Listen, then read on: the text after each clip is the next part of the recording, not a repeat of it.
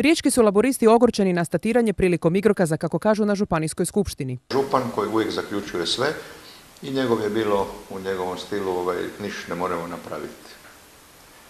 Onda je moje pitanje bilo, ja sam mogao to vrijeme provesti s djecom na plaži, ali nisam morao 3 sata sjediti u Transadriji.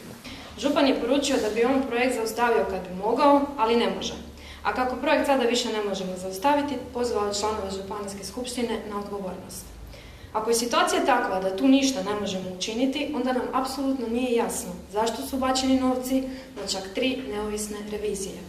I zašto su uopće članovi županijske skupštine dobili taj materijal na stol, znači tu točku dnevnog reda. Ako se po mišljenju koje nam je dostavljeno ne možemo očitovati drugčije nego da ga prihvatimo. Kažu, sramotno je hvaliti se jedinim ozbiljnim infrastrukturnim projektom financiranim europskim novcem, a koji je suočen s konkretnim i ozbiljnim nedostacima. Gospodin Šulac je, recimo, ono što je svakako bilo provokativno, rekao da će vjerojatno uvažiti, to vjerojatno, znači vidjet ćemo, i poneke stvari on potpuno odbacio. Znači, uzeli smo ljude iz struke, uzeli smo neovisne revizore koji su vrlo kritički se podnijeli prema svim materijalima, kroz svim ograničenja i vremenskim i sličnima.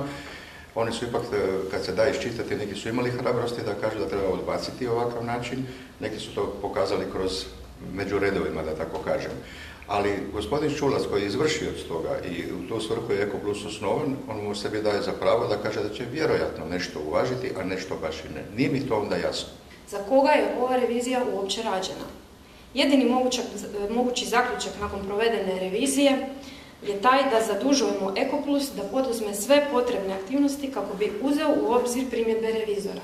A činjenica da je EkoPlus prije sjednice, također je taj materijal nama i priložen uz točku dnevnog reda, zapravo odbacio većinu tih primjedbi. O čemu onda radimo reviziju? EkoPlusu koji će odbaciti sve to mišljenje. Imam dojam da se jednostavno tu igramo mačke i miša, a da će konačnu cijenu, nažalost, platiti građani. Pitaju se da li je revizija rađena samo zato da bi se kupilo vrijeme, jer projekt koji zahtjeva više od 50% promjena bi morao biti stopiran. Neke od temeljnih odrednica projekta nisu utvrđene, poput prodaje biogoriva, postotka selekcije otpada i proizvodnje električne energije. Laburisti smatraju da čitavu odgovornost za neuspjeh projekta trebaju preuzeti oni koji su jučer na skupštini digli ruke za nastavak projekta unatoč nalazima revizije.